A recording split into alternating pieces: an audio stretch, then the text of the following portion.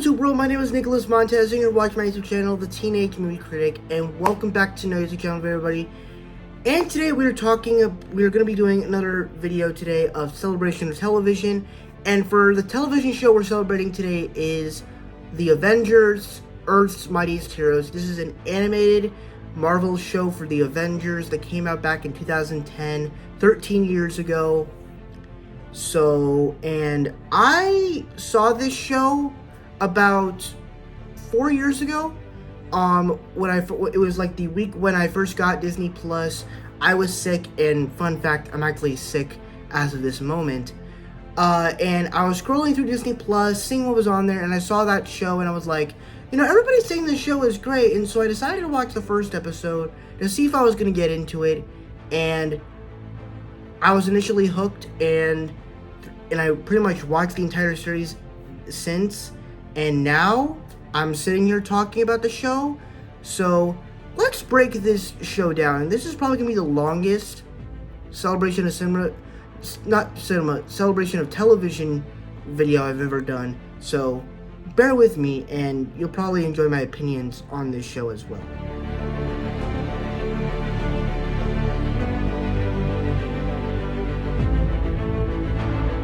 And one of the best things about this show is the story and its storytelling. So I think what makes the storytelling and story so great about this show is really it's simple to understand. One of the things that I kind of feel like when it comes to Marvel animation, you look at shows like Avengers Assemble, Ultimate Spider-Man, the Spider-Man show that came out in 2017. They're fun. I watch them all the time. I like that world. I like seeing those characters. The action's badass. I grew up with Drake Bell's Spider-Man, but I gotta be honest, they don't handle those characters or the stories very well. Whereas this one, along with Spectacular Spider-Man, they actually handle the characters and the storylines much better. But at the same time, this one, while it is aimed for kids because it's animated, it also could be something adults can watch. At least I believe.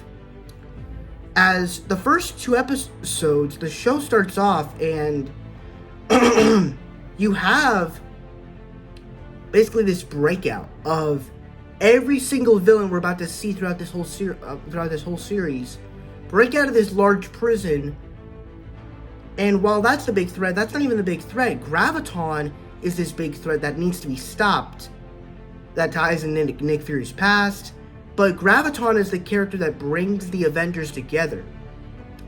And one of the other interesting key details I loved about this show was in the way that the Avengers were assembled, where they after they stopped Graviton, after they stopped Graviton, you get all the Shield agents trying to get Hulk. And Nick Fury is like, we have bigger things to worry about than the Hulk right now. There are like 74 villains across the country right now, and we need to stop them.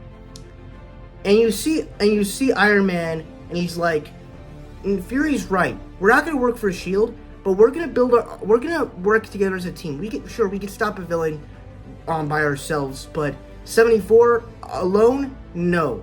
We need to come together and stop this villain so we can make a difference. And then Wasp says the name Avengers, Hulk says it's a good name, and it's simple storytelling. And even to this point in time, you understand who these characters are. And what's so great is that they didn't have to do episodes before this, which leads me to my next part, where after the breakout episodes, they literally give us origin episodes to these characters. So you get So you get an episode with Iron Man, an episode with Thor, which sets up major implications for the rest of the season. You get a Hulk episode to see who that type of character is, though it kind of does stuff with Hawkeye and Black Widow. You get an episode with Ant-Man and the Wasp, which also leads into a separate part of Black Panther and Wakanda. And then you get a Captain America episode, which leads into the stuff with like Kang and stuff, as well as him leading into becoming one of the members of the Avengers later on. And so, in the way that the story is just told, it's such a great way, and you're able to understand all of it. And then it gets to that next part as to why did all these villains break out in the first place? What happened? Loki was the one that broke them all out. And you saw it from that Thor episode where he was recruiting the Wrecking Crew, pretending to be the leader. He was forming the Masters of Evil, and then he sent the Avengers across the 9 realms to go and fight these guys. And it just, the way it was set up was so great. I think another part, what I love about this, in the story part of this show is, every episode feels like an event. Every episode is written well, every story in this episode is great, but every episode feels like an event. What is the reason why we love MCU films? Because every MCU film feels like an event. It feels like an event movie that everybody is rushing out to go see because we like Marvel movies, we like that. And that was the reason why we were so excited to watch shows on Disney Plus from the MCU, because those are big events, those are big stuff. And so we're excited to go watch that. Granted, none of them really lived up, but they're still great. And with Avengers vs. Mightiest, you get that.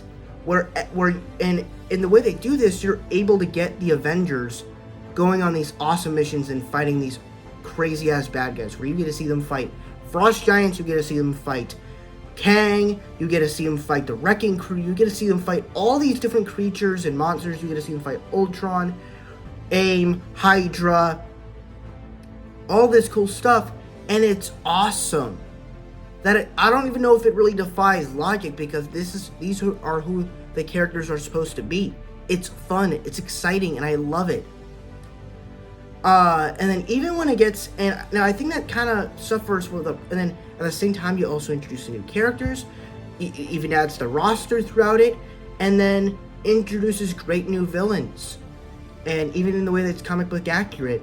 Now I think it kind of suffers with season 2 though, because I feel like it does so much, because it's like, what is the main plotline of season 2? We're going from Skrull invasion, we're going from defeating Ultron, then Ant-Man turns into Yellow Jacket, then that Ant-Man role turns into Scott Lang, Spider-Man again gets introduced, Doctor Doom gets introduced, Galactus happens to be the big threat at the end of this season, and like there's so many, and then Red Hulk comes in, turns out to be Thunderbolt Ross, Red Skull comes back as the president. It's like there's so much stuff moving, and it's like, not to say that any of this stuff is bad, but there's not a clear story as to what it is. Because I feel like season 1 was able to clear it up. Granted, I think in the way season 2 closed out with like Tony said, how does history want to look at the Avengers back? They want to look back in celebration. That's exactly what he got. So I think that was kind of exclusive, but they kind of did too much where it felt like, yeah, sure, we like these episodes, but it would have been much better if it meant something to the overall story with Galactus and everything. It kind of ended quickly. But overall, I love the story for this show. I probably missed a couple other things, but the story for this show is great.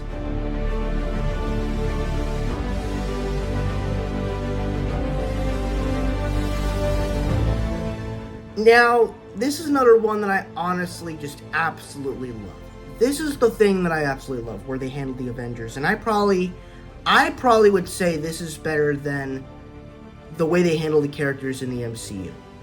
And the big part of this is they're just more interesting. And because this show is like, it's 24 minutes, every episode is 24 minutes long, but you're able to understand and love these characters and able to understand who they are throughout this entire series.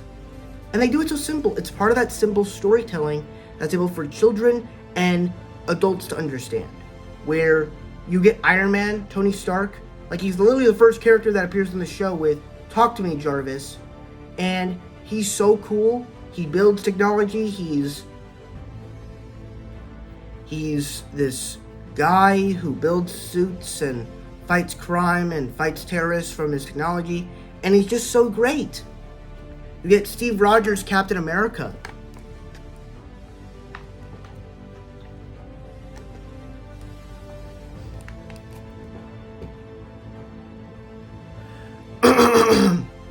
You get Steve Rogers, Captain America, who, they do that storyline where he gets frozen in ice, and he's this soldier who was fighting in the war, and it feels so heroic. But then he comes back in the present day, and his new family, his new world is the Avengers. And the way that he adapts into the team was just so much fun that he became this leader to the Avengers. While Tony Stark was the guy that assembled them, he's the one that leads them into the greatest of battles. And it's so awesome. Like, it's such a badass thing to think about. Like, this soldier who was the first superhero of our time, and he's leading this group of superheroes to save the world. That's an awesome concept, and that's part of the reason why I love Captain America so much, especially in this show. And then some other great characters. I love the way they handled Thor. I thought he was great, as he's powerful, he's the god of thunder, but there's also an interesting story to him, because I feel like I love Chris Hemsworth's Thor, but I'm gonna be honest, they don't really know what to do with him. They're always doing this story as to, like, finding out who he is, and I don't really think that's compelling. I like it when he's powerful, but there's also a simplistic story to him where they establish in the first episode that the reason why he's on Earth is because in the Nine Realms, it's just worthless battle. But on Midgard, Earth, things actually matter. And so he'd rather protect the things that do truly matter. And I think that's such an expansive story to tell with this character. Another character I gotta talk about here, Hulk. I thought they handled him great, and being the strongest one there is, defying gravity, especially in that first episode when he's just smashing the crap out of Graviton. It's awesome. But even more importantly, in the way he interacts with his inner self, when he interacts with Banner, it's so great, and kind of shows you a different aspect of who this character is. And he's fighting with Banner. It's interesting, and he's talking to Banner, and it's so interesting. And even in the way that the guy plays him, where this guy's been playing the Hulk in many different projects, whether it's Avengers Assemble, the Heroes United specials. This is the best performance of the Hulk that I've ever seen, especially when you get into the second season after he just defeated Red Hulk. And, he still talks like Hulk, but he's speaking like humane sentences. Like he's like, whatever, I'm still mad. After all, what are friends for, right? Like, this guy is the Hulk, and he's speaking in actual sentences. This is not Professor Hulk. This is Hulk. And it's so great. I love Hulk in this show.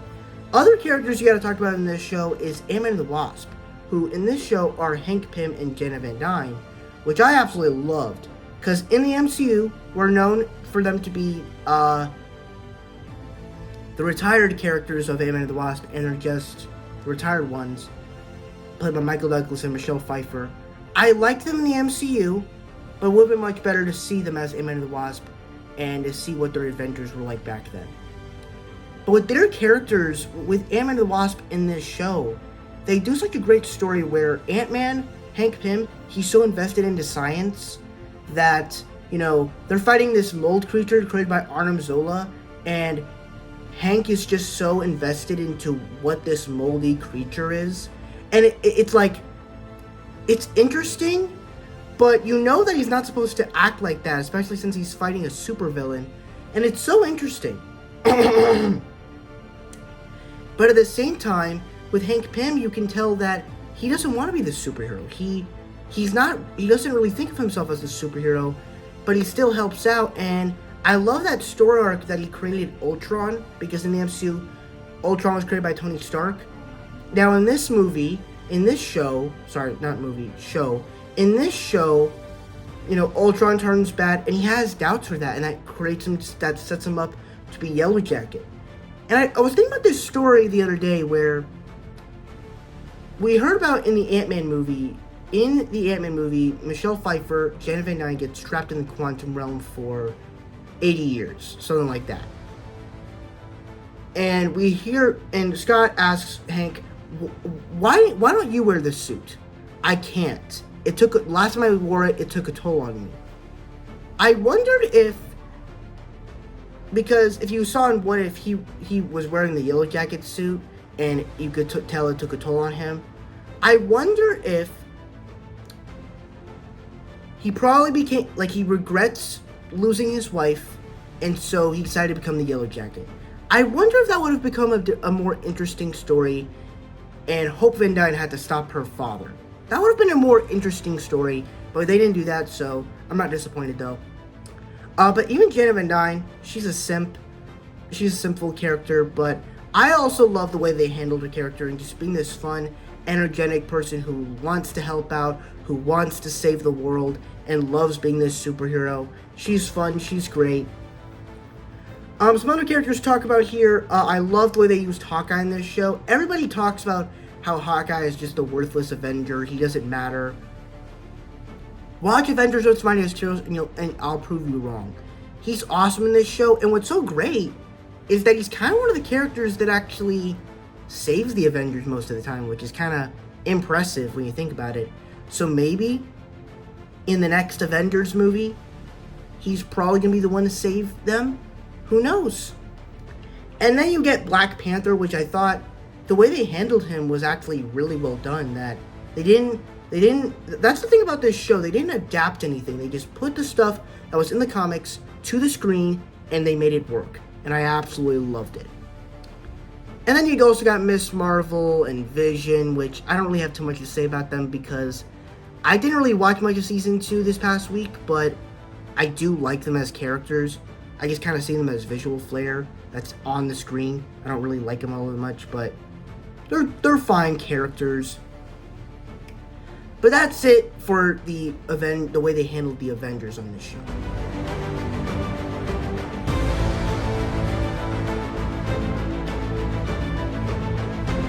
Now, when it comes to the, side characters of this show, I don't have too much to say about them really because, obviously it's, of course, great to see the Avengers team up with the Fantastic Four to stop Doctor Doom. That's great.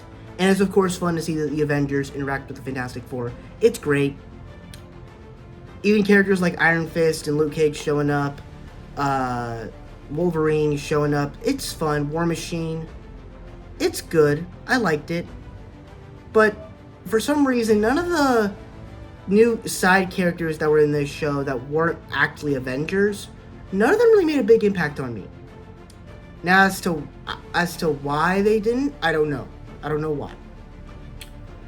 But I wanted to save this part to talk about one character that I actually thought was better than all the other side characters in this show that was probably handled the best. I'd probably say the best character that was handled of the side characters was Spider-Man, played by Drake Bell. And maybe, as I'm going to talk about this, it's probably just because I love Spider-Man so much. So I probably am just fantasizing over it, but this character, he's not even a main character, but he's so well written in the way that he's used in all the episodes that he's in.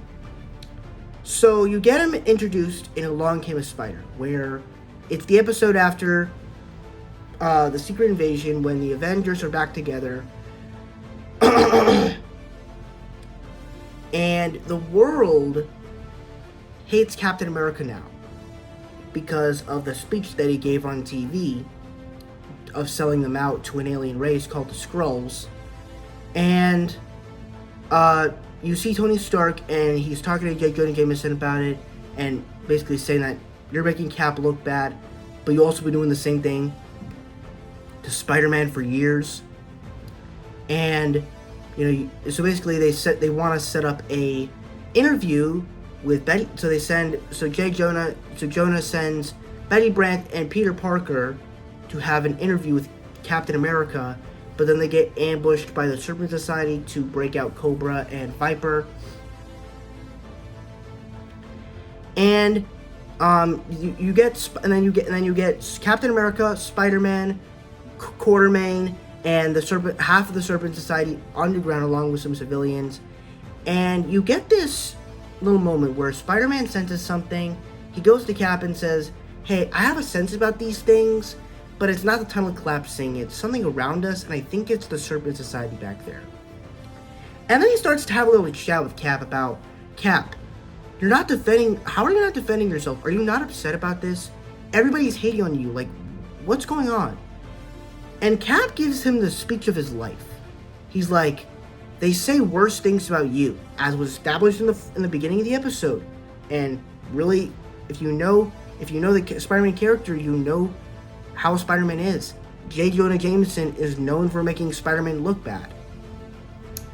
And so he's like, I know who you are. I've talked to the police and the firemen and the people that you helped, and they've told me stories about how you saved lives. But they also told me that you never asked for reward or even thanks. And it doesn't matter what the newspapers say or what the politicians or what the world has to say. They don't define who you are. You do. But not by your words, but by your actions. The truth will come out. But until then, I'm going to keep fighting. Just like you do. And as soon as he says that, it's like, it fits for the character that we're exploring right now with Cap, but also makes sense with the Spider-Man character. Like, how do you do a character interaction, a character team up that's so great? How do you do a Spider-Man team up with an Avenger? You do Cap. You think it would be Iron Man because he can get the fancy tech suits and everything, but Cap and Spider-Man are so relatable, as they're also characters that live in New York, so it fits, and it's such a great story. And then he's like, can I be your sidekick? And then you get this moment where the Serpent Society come and fight Cap. Spider-Man's holding the building up, and Cap's losing to the Serpent Society, but then you see this rock throw, and then you start to see more rocks throwing, and you realize the people are back on our side. And it's so great, and then he gets the upper hand. Such a great character. And then even as you get into the episode where Kang evaporates the Avengers, and there has to be a new team to be created, Spider-Man is the one that leads them with Wolverine, War Machine, The Thing, Iron Fist, and Luke Cage. And it's such a great character arc, and then he leads, and then he's also part of the team that stops one of Galactus's heralds. And I thought just the way that they did his character in this show was absolutely great.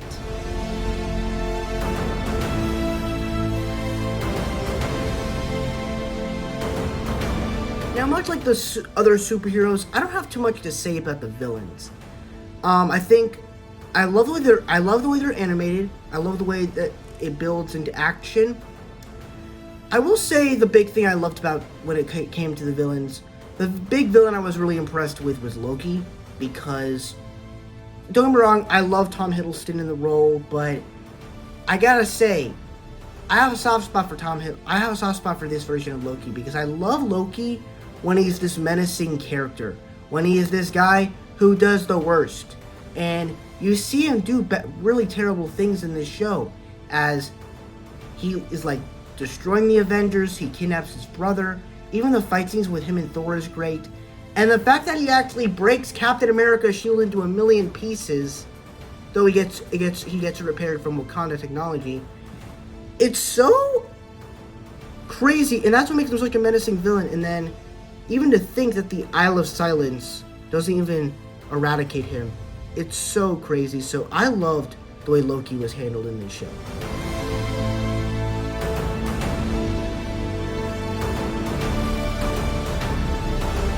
The final part we're going to talk about here is the animation.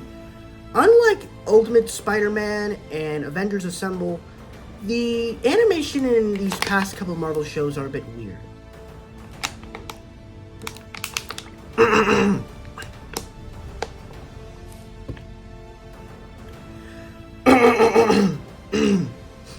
And what I mean by that is that you get a show like Marvel's Spider-Man, Avengers, Black Panther's Quest, and all the characters look skinny as hell. You get a character who has super strength, but they look so skinny. Spider-Man doesn't even look like he can even punch a rhino or a character. He literally looks so skinny, it's like, I don't even know how this could even happen. But the way that this show portrays it. Like, Steve Rogers looks buff as hell. Whether he's in the costume or he's in just a white shirt, he looks buff as hell, and it's awesome. And even in the way the characters are animated, Hulk is animated great. Spider-Man's costume looks exactly like the way it does on those comic book covers back in the 60s. Thor looks exactly comic accurate. Of course, you gotta respect the Ant-Man, Wasp, Hawkeye, Loki looks. Iron Man's look is a bit different, but I respect it. Nick Fury's look, excuse me, it looks exactly like that. Black Panther's look, exactly like the comics. It doesn't feel like an armor. It feels more like a hoodie costume, even though the Wakanda technology is still powerful. And even the way that Wakanda looks, you look at those pictures, that's why I use that image. It's like a good looking image of Wakanda. It's just so great. And I think that's how we're gonna close it out. And also just the images in New York. The fact that almost every episode has the Avengers in New York is pretty great, but that is where we'll close off with things on this video. Thank you guys so much for watching. I really hope you enjoyed. Don't forget to like, comment, and subscribe. All my social media stuff is in the about section over there. And I'll see you guys in the next video. Bye-bye. And happy Avengers Earth's Mightiest Heroes 13 years.